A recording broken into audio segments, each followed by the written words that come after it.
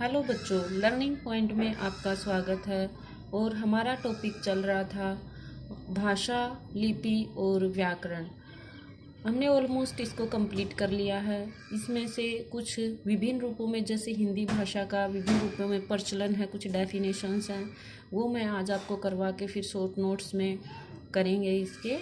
तो इसमें हमारी वो जो है पहला आती है जैसे संपर्क भाषा।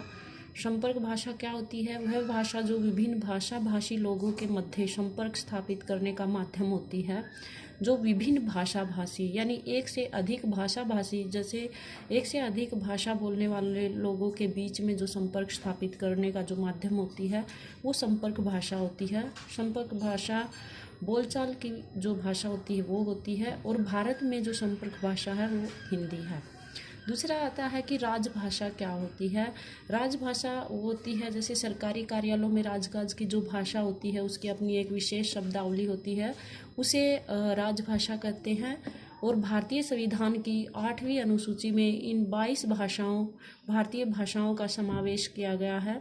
इसमें आती हैं संस्कृत, उर्दू, सिंधी, तमिल, तेलुगु, पंजाबी, बांग्ला, मलयालम, असमिया, कन्नड़, उड़िया, गुजराती, मराठी, मणिपुरी, कश्मीरी, नेपाली, कोंकणी, हिंदी, मैथिली, बोडो, डोगरी और संथाली।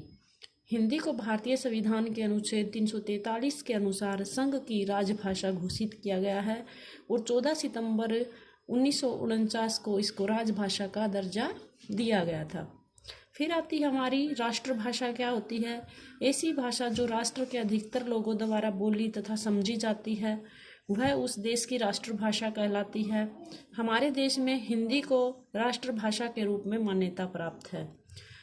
हमारे कुछ जैसे हिंदी भाषी क्षेत्र हैं और कुछ अहिंदी भाषी क्षेत्र हैं।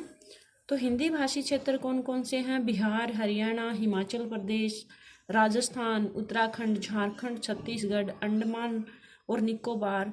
जैसे अंडमान निकोबार हमारा केंद्र शासित प्रदेश है।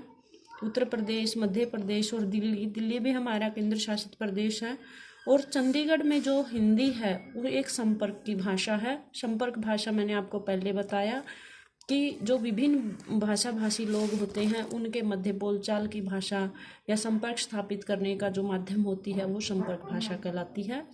फिर आता है हमारा अहिंदी भाषी क्षेत्र कुछ हैं।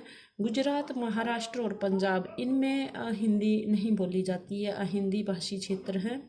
इसी के साथ बने रहिए लर्निंग पॉइंट के साथ। अगली क्लास में हम शॉर्ट नोट इसके लेके आएंगे, वन लाइनर नोट जो होते हैं वो मैं आपको प्रोवाइड करवाऊंगी। तब तक के लिए थैंक यू।